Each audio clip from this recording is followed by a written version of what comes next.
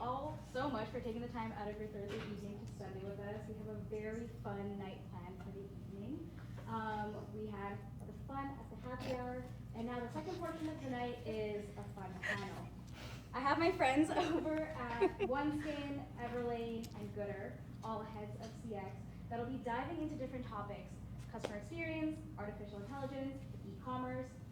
The fun thing about this panel is that all the questions in the talk track for tonight were written by you guys, when you guys submitted your questions during your registration. So tonight's dialogue is going to be about all the concerns, struggles, strategies, wins, everything that you have going on in your head.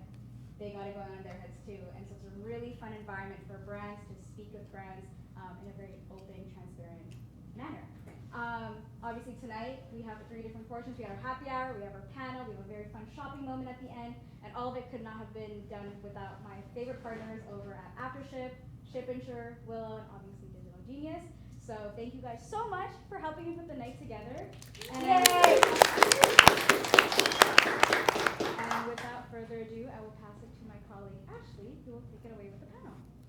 Hello, everyone. Thank you so much all for joining tonight and for submitting some awesome questions. We're really excited to dive into everything today.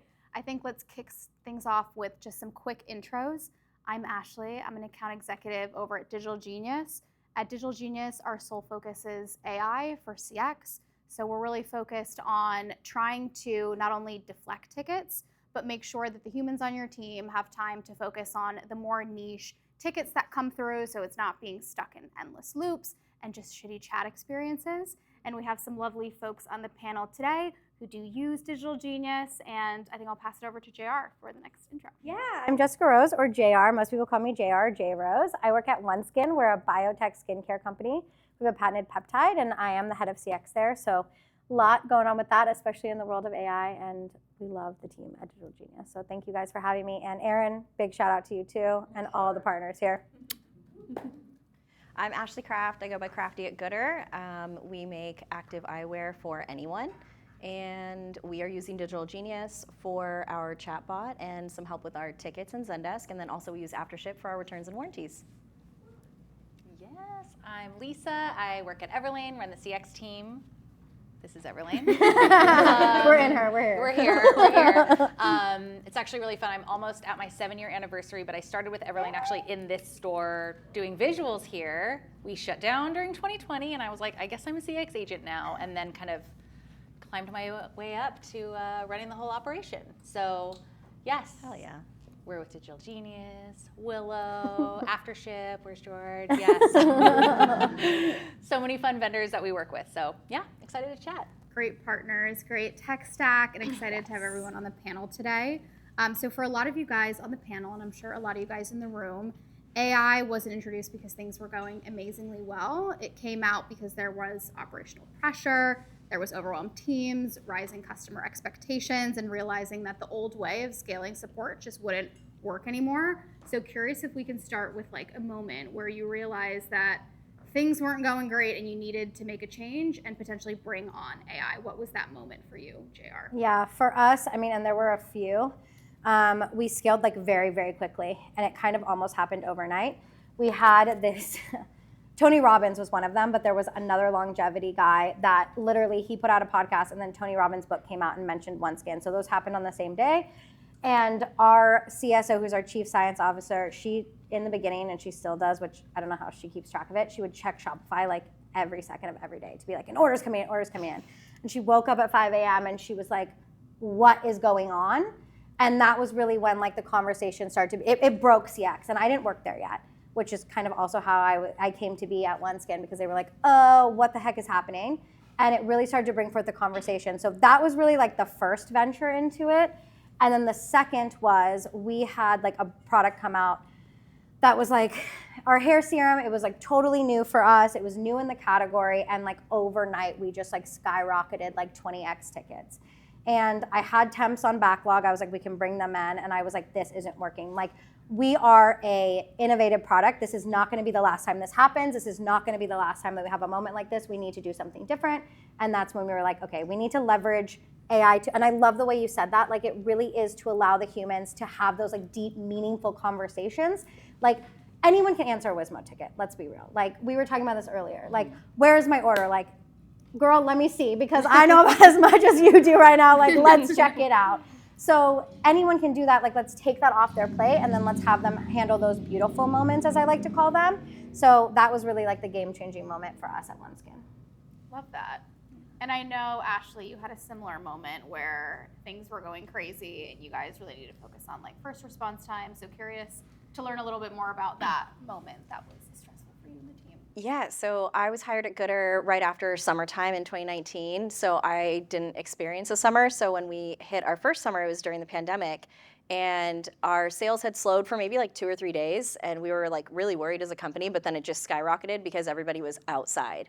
They're like, oh, okay, I'm stuck in my house, but at least like I can go outside and go for a run, go for a walk. And so sales skyrocketed, and Wizmo started in March of 2020, and it just overnight, like our first response time went from being like a healthy 14 to 18 hours to like 72, 78 hours.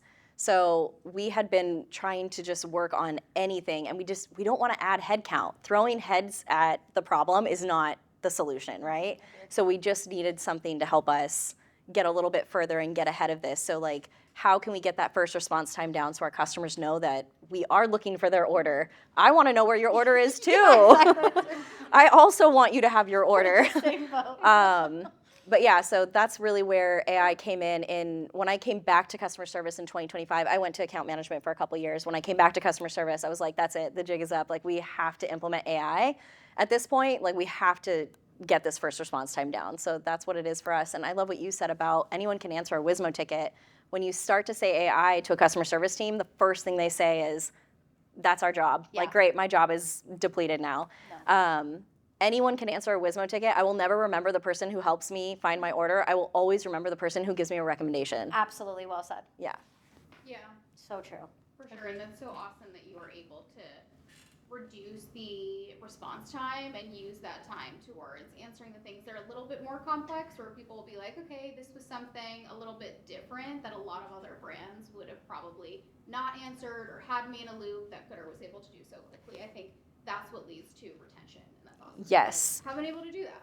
Yeah, and implementing with DG, something that we're working on is we get a lot of bulk order requests. A lot of companies want to buy 200 pairs of sunglasses for their whole company or whatever it is.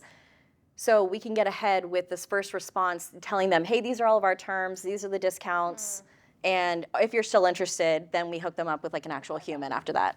Nice. Nice. Yeah. I think it's good to have two touches, right? Yeah. The things that people don't remember and the things that people do, have it be a little bit more nuanced. Yeah. And spend the time. I know, Lisa, when we spoke initially, you came with a lot on your plate. So curious to, I guess, share with the team. I was everything that desperate. going on. Yeah, do I say you're desperate? I'll say that might not be good. No, I was desperate. We so 2025 over the summer we had to move warehouses. We were on the Canada-US border and we had to move all the way into the US. So we did a very last minute warehouse move and we moved to Shopify. We went live. We had a homegrown OMS. We went live in Shopify beginning of September.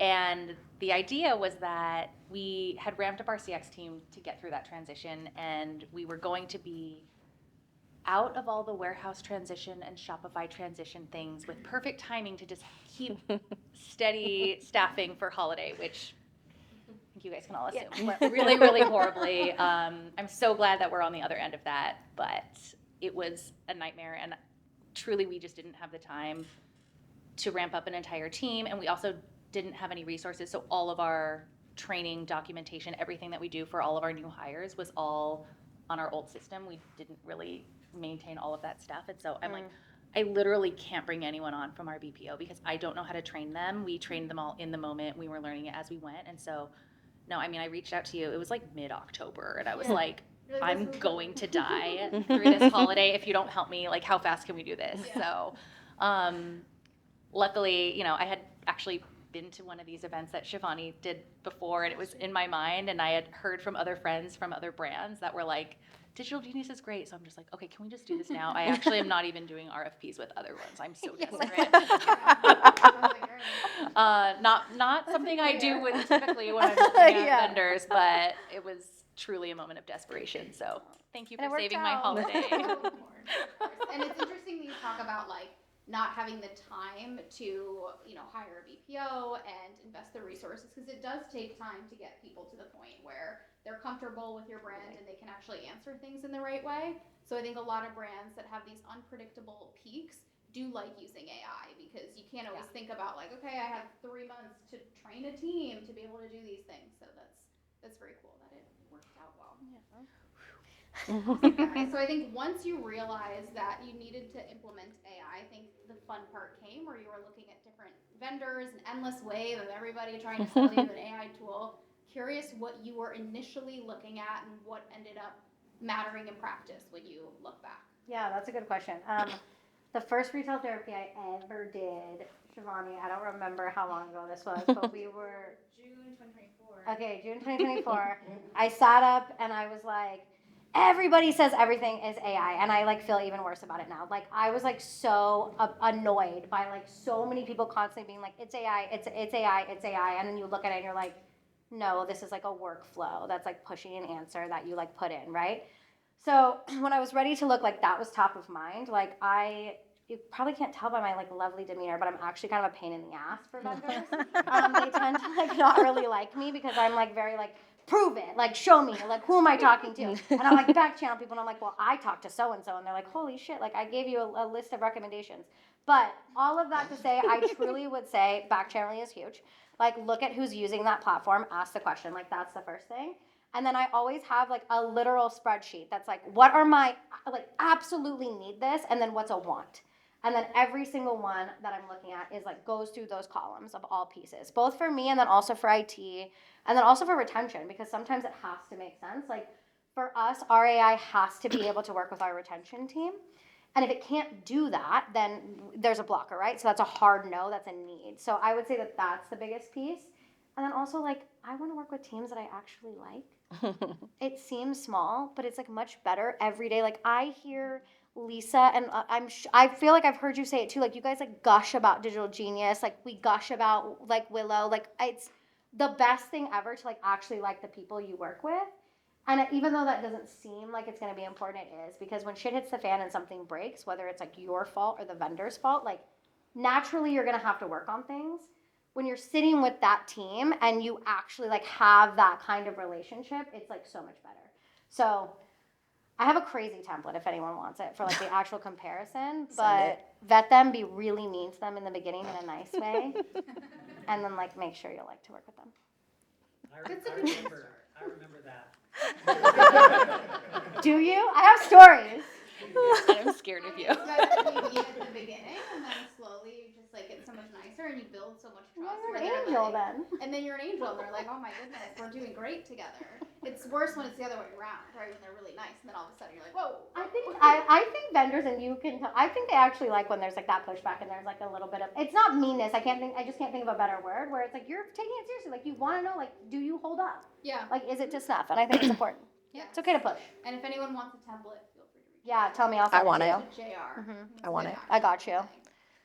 I forgot the question already, but you had a really good answer. What was the question? The question was, what did you think would matter most when you were evaluating AI vendors, and what ended up mattering in practice? We can go with Lisa if you want to take some time to think about it. Because I know you Yes. had some deployments. Yeah.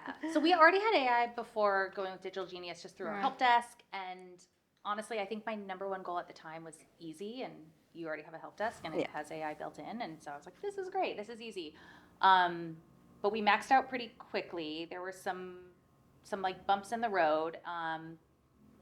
We maxed out at 12% deflection, which wasn't really moving the needle for us. And so I think for me, yes, to the people part, the people that you work with are everything. And That's Lisa's MO. yeah. Well, it's also like sometimes You I lead feel that ship. I feel like I see Georgia sometimes more than like my own agents, because that's who you're working with to build all of your tools. So I see most vendors more than I see my boyfriend. Like for real. It's crazy. I'm like, no, you spend a lot of time with A your lot. vendors. So yeah, you have to like them. But I think it was just realizing that as much as I wanted to be able to use the tool that was built into the help desk, having a tool that's built for that purpose, yeah. there's a difference. There's a difference in having a tool that's built for AI to do AI versus a tool that's really good at something else doing that. And I didn't want that to be the truth because the other path sounds really easy, but it just doesn't get you there. So one day they'll catch up, I'm sure, but right now it's not there across, from what I hear when I'm chatting with other people across any help desk, it's really not there yet. So Yeah. yes, and I love my help desk. I'm not going to name them, but I love them. I love them so now, I'm too. never. They're the best help desk, but Well, can I say something that Couldn't do might it on like have AI. someone's gonna like pull up and like maybe I'll have like a red dot on my chest if I say this, but like do not implement AI that's run by help desk. Like do not go with your homegrown native. Like I don't care who it is, don't do it. Like go with somebody who like that is what I could not agree more. Yeah. Like it's not worth it. Like just start from that starting point of someone who like actually that's what they're investing their time in. And why would you say that? Have you like? I think to the exact reason I've experienced it. We beat AI, we onboarded them, and it was like, can I see the help desk? Does it? You know what? I don't care actually. We just migrated from Zendesk to customer, and I don't care anymore. I'm just worried about the red dot. We just migrated from Zendesk to customer. It's fine. It's true. It's all true. We migrated from Zendesk to customer, and the truth is, when Zendesk AI came out, I was at a Zendesk Relay, and I was like, oh my god, yes, yes, yes. Like Snaps is gonna be great. Sold it to me on the spot. We get it. Honestly, I don't know what it was. Like, I don't know if it was like 15 guys in like a back room somewhere being like, oh, should we have to reply? But like, that was like the vibe. I like, seriously, like, if that came out as the truth, I would literally be like, oh, that makes sense. Like, thank you for making me feel better and not crazy. But that was the vibe. And I think help desk and it's amazing. They want to do a lot. They like want to bring everything because the truth is in CX, right? You don't want your agents to leave the platform if you can like avoid it. So the more that they can bring in to help you be in that ecosystem, the better. But to your point, like that's not their specialty. So it never works out the way you want it to. I think nicer said is what you said, which is like you hit a wall. we hit a wall, and there were some embarrassing moments that like Say one. Can you? I'll say one of ours. just comments that I did. Nothing like no, we didn't have any hallucinations. Oh, I've heard we horror hallucinated. stories about hallucinations, Oh, yeah. but just ones where I'm like, this is an internal note, but it gets sent out. Like it's just Oh yeah. Yeah. Classic. yeah, classic. Tough time. Where's your tea, Crafty? You wanna? Yeah, so, I mean, we didn't even discuss this, but my partnership with DigitalGenius started with the coconut. Oh, you should say this. Yeah, this is such a good story. So we had started talking about AI and we implemented, so I'll say it, I'm on Zendesk and we're looking to change. So we're in the RFP process right now. But we looked at Zendesk AI, but everything with Zendesk AI is you have to pay a consultant, you have to pay them to do this, and you're paying $50,000, and then on top of that, it's an additional, they want their consultant, which is an additional like $16,000, and so it's like, and then we still have to build it, and I have one systems guy that's fresh out of college. Like, He's like, please leave me alone. yeah, I mean, he loves it, but also at the same time, he's like, I can't learn this fast enough. So I got, in our Slack channel, it's like mail time with like the little mail emoji. It's like Crafty. I'm like, I didn't order anything to the office. Like, I don't have any chewy things coming. Like, what is it? And so I open it up and it's a coconut. I'm like, what the fuck? And I was like, but this is so on brand. And it was actually DigitalGenius, and I never heard of y'all before, but it was so on brand with like Goodr's branding. And they sent us this coconut and this note that was like, you'd be nuts not to call us about AI. And I was like, done. Coconuts. Yeah. So it just felt so on brand, and like we had already been looking at Zendesk, and we'd already been in the RFP process. So I was like, okay, I'll just give these people a try. And we got on the phone. And I think we talked to y'all for like 6 months before we actually signed with you. But so that's how it started. Something that just really works for us that we didn't know. I mean, we knew that we needed in the RFP process. We knew that we needed somebody that was going to build it all for us. Yeah. We do not have the bandwidth. Like, we just don't have the staff for that. So at the end of the day, like, I'm giving our team at DigitalGenius, hey, this is our bulk order response. This is like, this is our macro that we use. This is how these are some example tickets. And then from there, they build all that out. And then if there's any tweaks, they fix it. We just tell them what needs to be fixed. So that is a huge thing for us. But what we were talking about with anyone can answer a Wizmo ticket, but that human piece. So when it comes to the chat actually takes the metadata in some of the fields in Shopify. So all of our sunglasses are unisex. So there's none that are specifically for male, none that are specifically for female, and we do not market to children.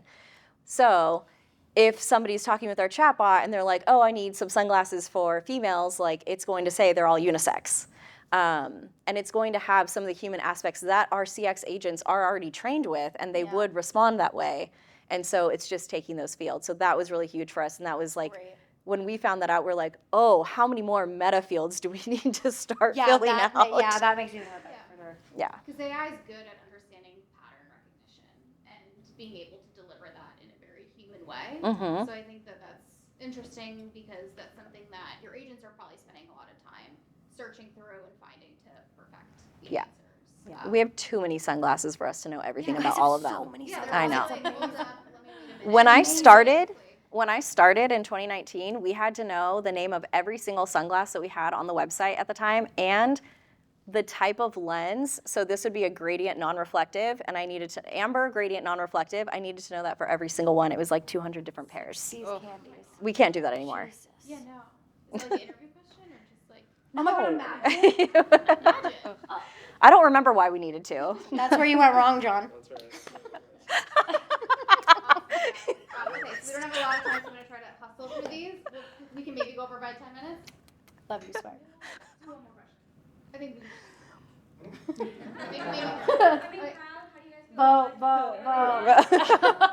We're staring at you as you're voting. Let's You got it. We'll do it fast. okay. So obviously brands are trying to scale support, but also fraud and abuse have been more sophisticated. There are a lot of patterns that people are just catching on to now. So what trends are you seeing and how are you solving for it? I mean, Actually, I think we went through the order. Maybe Ashley starts. Do it. Okay. Yeah. So what we're seeing mostly with our sunglasses, we have a 1-year warranty, and the one thing that my team sees the most is in our third-party warranties, we've built out this completely different section of warranties in AfterShip, and customers can just upload a receipt, and then our team has to go in there, verify the receipt that it's within the 1 year. Sometimes we don't have time to do that. But also what we're seeing is that customers are just uploading the same receipt over and over again and thinking that we aren't checking it. Or they're uploading a picture of just the Goodr logo, or sometimes just a picture of their face because they lost their sunglasses. But we see the most, I think that on the CX team specifically, we see the most fraud with return and green returns. We do green returns as well. So we allow customers to keep the sunglasses during their first purchase. We want the first customer to have a really good experience with us. So then once people realize that they get to keep that, they take advantage of that. So that's where we're seeing it the most. Something that we get to work with DG on is like the barcode scanning and just being able to actually like tell if it is what is the word? Is it bad customer? Bad actor. Bad actor, yeah, bad actor. It was something new I recently learned. But basically just like what is the fraud risk on this customer? So we're really looking forward to working with DG on that. Yeah, I think that there's a lot of, again, like patterns that you can tell from the data. You know, if they have had a lot of orders before that have been fine, it probably is an okay customer. You can just send them something first. Like, this has happened 3 times. Like, You're out. Send anything. You're out. Yeah, we give people grace periods. We've only had to block 2 people from AfterShip. That's very Oh good. my God, I've blocked. That's very good. Okay, so it's not that big of a problem. Okay, JR, I know that you also have some things that you've been able to do as well. Yeah, we have a lot. So they've caught on to us. There are Reddit threads. Don't go look at them about like how to get shit out of OneSkin. Sorry, stuff out of OneSkin if you need to, and it drives me crazy. A lot of actually like AI, like Amazon receipts that people like AI edit, or like damaged product that they're like putting through AI. And also just like, and like there was a Reddit thread that was like, oh, like if you don't know how to like get a free refund, or like if your order's flagged as fraud, thank you, Aaron. They're putting it through Claude and they're like, what do I say to make them like release my order? So it's like driving me insane. So we've had to like really pivot. Like I have my team using like image checkers, but I also have Aaron slaving away for me all the time because I'm like, what if we had this workflow? What if we had this rule? We were just talking today at lunch and I was like, they like just know what to say and they're like breaking through. So how can we get really smart? It's going to be different for every business. I think you need to look at like what people are doing the most, but language detection obviously is there for sure. And I mean, I don't, do you guys do that? Like AI image detection? If people are saying things? Yeah, we have a confidence score. Okay, where, cool. Based on the image, like if it's over 60% confidence score, and you can have a threshold, like you send the replacement or the refund. If it's like, 50% less, for example, See, when it goes to nature. That's a game changer. That's killer, right? And like Willow does things like that too when they're like judging an at-risk order, and that's like helped us a ton. In fact, before Willow, we were passing 72% of orders, and now we're passing, oh my God, don't quote me on this, 98.9? As of today, 99.1. Love you. It's so many. We were losing so much revenue, and now we're not. So yeah, you just really have to look at it, and it's one of those things that you can kind of like let fly by, but like really looking at it is important. Sorry, can I just add something? Yeah.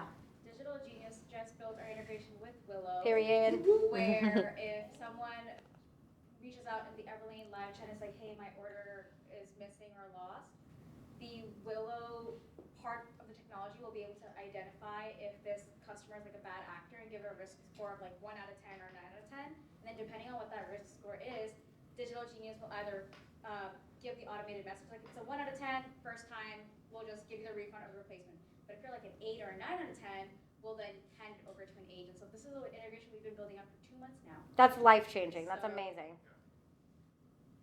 Back to you. Very cool. And Lisa, I know you've also had some issues with like fraud rings, Poshmark, Reddit as well. That's so Share your It's so stories. wild. So there's a huge Poshmark reseller market for Everlane.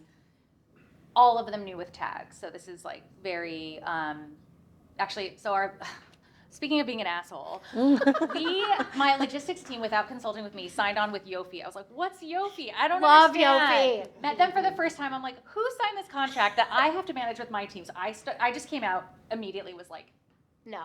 I didn't sign up for this. I don't have the manpower to manage this process, but very quickly was seeing all of these crazy fraud rings. I mean, like tens of thousands of dollars that are all going to the same address, but each person it's their first order. They're getting the first time discount, different credit cards, different names, but different spellings of things. There was no way we would have found it, and we were able to shut down multiple fraud rings very quickly. So I very quickly turned things around with Yofi, and they quickly became my favorite because they were also like, actually, we're gonna get down on your level. I have kids. When you have kids that are throwing a tantrum, you get down on their level and you look eye to eye.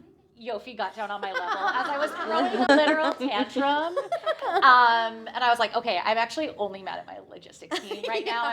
It's not about Yofi. And then Yofi has been such a great partner because we shut down all these fraud rings. And then we actually it's our 2-week anniversary of me being on the full Willow platform on approvals and also the returns process. And we are at a 99.8, which going from Sift, I'll mention them, going from Sift to Willow, it's going to be $2 million a year difference in the approval rate, which is wild. Amazing. And I don't How have to much? do $2 million. Oh my God. Just from the approval rate. We're at $500,000, and I was like, whew. I mean, the bar was low. You were like, Sift. bye, no, Sift you is can't. just rules You based. can't sit It's with no us. AI. A lot of manual review that we had to do. We were literally like, hi, can you confirm your billing address? And it was just my agents being like, okay, that looks good. Sure. We still do a little of that. We still do a little bit of that. No, I'm like, we don't know. We're not trained in this. And the thing that's tough with fraud is like, I feel like the game is always changing, that you have to be really, really immersed in it to understand. So, so now I have Erin to tell me what I should be paying attention to because I can't keep up with it. People are awful and They're stealing smart. so much stuff. It's really, really crazy how much we're losing that we were losing without even knowing. Yeah. And it's wild to think it's probably like one-off, okay, fine. But then thinking about how many people individually are doing one-off and just calculating what It that is, adds up. it's millions of dollars. Yeah. So I think tools like Willow are really beneficial to Yeah. be able to stop that, and then also stop like the Reddit threads of, there are so many customers that we speak to who like go online and find that on websites people are saying, okay, this store is easy to target, you just say XYZ and the customer They'll will always chat say and you can get whatever you want. So I think it's good to like kind of shut it down and be like, we don't do that. We actually, the Yofi team / Willow, I guess it's Willow now, but they shared with us, they like kind of go through all of those like dark web fraudster. And there was a whole thread about like, hey guys, the jig is up, you can't do it at Everlane anymore. And they were like, we did it. They were like, stop trying. they're not going to return out. They know all of our rules and all of our games, and they're not going to do it anymore. And I was like, Forget the stats. Yeah, Forget the that's $1 so trillion. true. yeah, we made it to the chat. Massive success. It was awesome. So in addition to fraud, I think returns and shipping issues are two of the largest drivers of frustration and then also operational cost as a business. How are you guys thinking about balancing the customer experience and giving them what they want to be happy and retain them to come back again, but also protecting your business when things go wrong? Yeah. Maybe JR? Yeah, that's a really good question. I think for us, like, we're very, very keen on like really specialized rules. So like looking at who the customer is, like metadata, tags, all of that stuff. And we have like a rule for everything. And I have this tag called VIPCX in Shopify, and it basically, if you're a OneSkin shopper, let me know, I'll tag you, because like the rules don't apply to you if you have that tag. Like you can literally do whatever you want. Like the world is your playpen. And there's not that many of them. But like that's how we're literally managing things. Like depending on how many subscription orders you have, like what are we doing? Like if you've returned something, we also have green returns. And if you've like done it too many times and our 3PLs come back with a tab that says it's been used even though they said it wasn't, like all of a sudden you're off that list. So I think getting really smart and having partners that are really, really smart can help you with bandwidth is huge. But we look at it like very granularly because we don't want to piss off the wrong people, but we also want to be firm with the right people, right? Like I have a guy, his name is George, sorry George. He ordered, over the years, I think it's been like close to $30,000, and he's returned about 20% of them. And the system let him green return almost all of them before we like had these filters in place. So he was keeping them and getting like full refunds. And he realized it, so he knew what to say, he knew what to do, and he just like broke through the system. So we really like take a close look and make sure that we're using those tags and that metadata to like its full potential. It's not as time consuming as you think. It sounds crazy, but I swear it's not.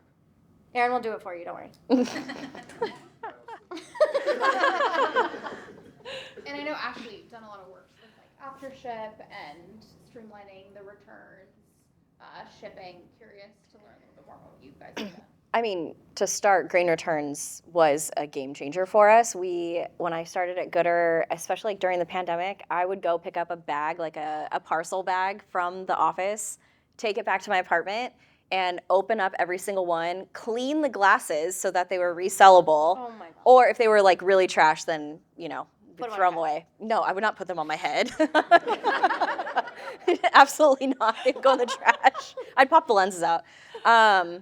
But we would actually like put them back into inventory. So greens returns was a huge game changer, and I didn't think that anybody would go for it. I actually thought that everyone was going to be really worried about the money we were losing, but the amount of bandwidth that it was taking to update a Google sheet with people who sent their sunglasses back was insane. So, and then also then we ended up outsourcing to our distribution center that they were the ones that were processing these returns. So we're on greens returns now, so that's huge. That's a game changer. When it comes to like shipping and where's my order, I mean, we're just trying something new every day. My coworker Jared's here. We're looking at post-purchase journey every single day. We're trying everything, down to the CX agents, like get wild. What do you think will fix this problem? Yeah. So right now what we are building out a flow in DG to actually like be that first response for those customers with kind of, this is how a human would handle this, and hopefully that can mitigate some of our Wismo. But Wismo was 30% of our tickets in 2025, so it is my biggest,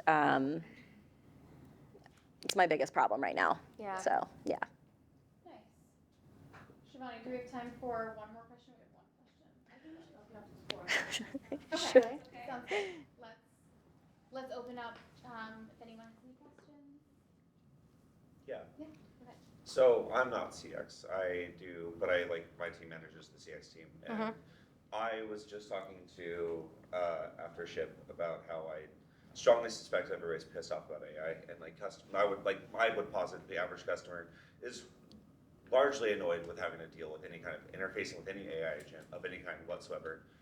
Obviously, Wismo tickets are a huge problem, so it's like you want to obviously get those out of the way. But how do you mitigate? Like, first of all, have you seen a rise in like resentment towards AI agents? Do you find that your CX agents get the brunt of that frustration? Do you feel like obviously it's probably made a huge like dent in your Wismo tickets, but like is the sentiment, like is the brand perception hurt by AI being implemented? Does your CX team like bear the brunt of it? Or do you think any like apprehension I have about everybody hating AI is like unwarranted. That's take your pick of those questions. I don't think it's unwarranted at all, and I think we all can speak to this. I think it's so warranted. I've been being called a bot since 2011, working in CX. Macros. So, yeah, Canned like responses. it's really, it's Yeah. just like a thing, and I think that that's always going to exist. Our demographic is a little bit older, so there was a lot more hesitation. I'm not saying this is the right answer because it depends on your brand, but for us, we named her to tame her. So her name is Kelsey. She answers emails like a human. She answers chat like a human. And she has a bunch of triggers that will say, hey, I'm a bot. Like, what's up? The jig's up. I'm a bot. And like, we'll offer that and be like, I can get you to human. We also have like over 180 rules that route them to humans immediately so that they can get help and like very verbally honest about it. Like, hey, we got you. Don't worry. Like, we're routing you. For me, to your question about do CX agents get the brunt of it, I think the answer is sometimes. Yeah, they come through and they're like, you guys are morons. Like, what the hell? What's going on? The truth is, and tell me if I'm wrong, that happens anyway. That happens anyway. Yeah. And I don't think that it is damaging enough. And this is the last thing I'll say. Don't throw spaghetti at the wall. Don't turn it on and be like, it's going to take everything. Like, it's going to do every single piece of, like, everything that it could handle. Like, really start small, observe, report, have your team come back and be like, we hate this. Like, I call them on my team, like, the AI snitches, and it's actually, like, a positive thing within our ecosystem. Like, they'll be like, well, Kelsey said this, and she's wrong. And I'm like, good catch. Like, boo, Kelsey. Like, we're going to fix it. So, like, if you encourage that kind of environment, I think it can really, really work. I love that answer. I feel like also we utilize AI for the things that people don't actually feel like they need to talk to a human to. So like with a Wizmo, typically people just want the fastest Yeah, they don't thing. actually want to talk to them. I Good think point. a lot of us in this room know that like customers don't always read things. And so I think a lot of times they're just like, You mean can you just never? like tell me where's my order? Like Stupid, yeah. all of us know that every They're our customer should be babies. able to answer that on their own. We're sending them tracking, we're giving them comms, they have an account. People are not reading it. They just want to go to a place and have somebody put it on a platter for them so that they don't have to look for it. So when it's something really quick and easy, I do think that customers Well said. they're okay with AI because they want something quick and easy. And then I think the thing is you making sure that you are not, the goal should not be to deflect everything. So we just went live with we started with, we have had Wizmo on chat for a while, but we just started with Wizmo on email. And I'm like, I need a ton of reasons for why we shouldn't do this.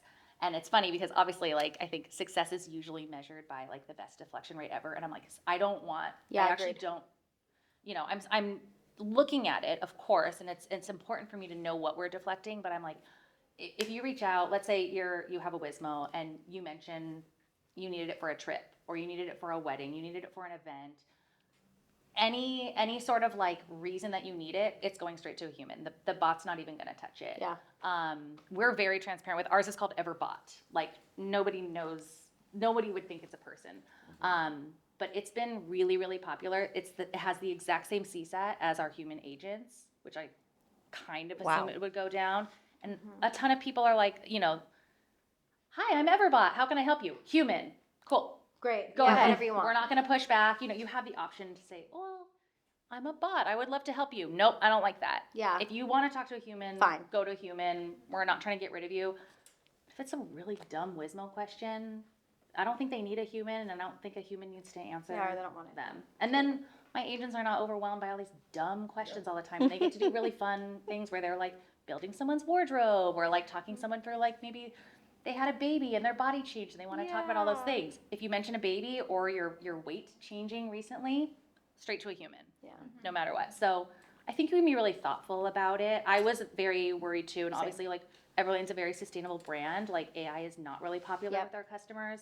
I definitely have my own concerns as well, but I think like this is where it's going, and honestly I feel like we're in this like crazy, it's like the current industrial revolution is happening again. It's like I don't want to be a dinosaur left behind, and now that I'm using it, I feel a lot better now that we're in it, and it's much better than I thought it was going to be. Yeah. I would say talk to me in 3 months when peak season is towards the end, because we're implementing Wizmo and a flow for it. Like I'm still building that out, but I think the key is how self-service is it, right? Like even in a macro, if you have 2 paragraphs long, I skim stuff all the time. I get in trouble at work all the time for skimming things. No one reads. No one reads, and I'm the first person to say like we need to do this like our least tech savvy customer, right? Yep. because the majority of our customers do read everything, but there's going to be that 30% didn't read it. Yeah. So I think when implementing something like Wizmo, it's really how self-service can it be. And with AfterShip, we actually allow our customers to reship their order if they didn't get it. So giving them that link and giving them that autonomy to be able to reship their own order, and then having like the back end on our end to make sure that we're not experiencing a ton of fraud. But I think that that's the key, is how self-service is it. Thank you. And it's interesting because I was speaking to someone who actually, I won't say the brand, but they had someone on their team actually quit their job because they were saying it's too like repetitive. They're doing the same types of tickets. And you think about it and they're like, there's so many other companies where I can like manage an AI program, which is better for my career, or I can do stuff that is more rewarding. And I didn't think about it from that angle because I think like that's where things are going. And being a brand that doesn't have that, there's not as good like career opportunities. True. Yeah. And ratting, we do bug bounties. People love to snitch on AI. I know. Most of our bug bounties actually went to Shopify issues, so I actually feel like we've had very few with DG, but like, get the agents in on it. Like They love it. They love it. Like, don't think that they don't. Like, they want to be a part of it. Like, my agent's site review, my agent's AI review, like, they're looking at everything and, like, it's fun for them. Yeah. Awesome. Guys, do we have time for one more question? Any other questions? No? We're ready to shop. Oh. Yeah, I know. Last question. Yeah, he put his hand up. You guys keep talking about like there's a lot of self-service and a lot of ways about like what are some of the questions or what are some of the reasons you would push to an actual agent versus continue to self-serve over and over and over again? I mean, the obvious is like if we can't locate the account, if we don't know who they are, so we can't identify. Like you said, like we have keywords like marriage, death, sadly, funeral, like things like that. Subscription, metadata also on like high retention, high LTV. We want to push to a human. I have like a key list of customers where they don't even like see Kelsey. Like they automatically go to a human because they've been with us for so long. But I think, yeah, like things like that. Whereas like Wizmo and order cancel like kind of go hand in hand in my opinion. Like those are pretty easy. And we do the same thing. If you ask for a human, we're like, it's fine. We're not going to push back. Yeah. Yeah. For us, there are certain use cases like we're using the AI to start Wizmo conversations, but if it's actually lost, Right. we have a human that's going in and what would you like? We run pretty tight inventory levels, and so a lot of times like we can't send a replacement, and so we immediately pass it to a human for the resolving part of it. Most Wizmos are here's your tracking and you're done. So but yeah, similar, any events, I mean, a lot of people will reach out, truly, they're like, I just had a baby and I don't know what I'm wearing. Can you just help me rebuild my entire wardrobe? And like, the agents love that stuff. That's never going to be automatable. And it shouldn't be. Yeah. But yeah, it's truly that you're just automating like these really dumb, repetitive things. Yeah, or like subscription cancellation for us. My agents are like, are you sure you want to cancel? Press a button, like define the contact reason. They're like, please, for the love of God. To your point, they're like, I can do more than this. Yeah. And so, yeah, Kelsey handles all of that jazz. And there's actually one customer that we've had who had like a 57% automation rate, and their leadership team was like, we need to hit 70% Holy automation. moly. And they did that, and their CSAT tanked. Yeah. And it was because those things of like somebody reaching out saying like they have an eating disorder, someone died, like that is being handled by AI in a way that is a little bit more controlled and maybe not giving as much warmth as it should. So There's not a magic number. CEOs Yeah. think there's a magic number. I hear this all the time from our CEO, and I'm like, where did you hear that? Like, it's going to be different for every business. And I think I think people forget that. Like, really look at your business, to your point. Yeah, it should. And you're limited by your own data too. Your own data, your own tech stack is always like your worst enemy with Totally. AI. So Or with anything. yeah. Anything, Ashley, you want to add? Just what you just said about like where'd you get that number? I think it's also like the onus is on us to be like, okay, I don't know where you heard that number, but actually industry this. standard. Yeah. And our standard Yeah. is here.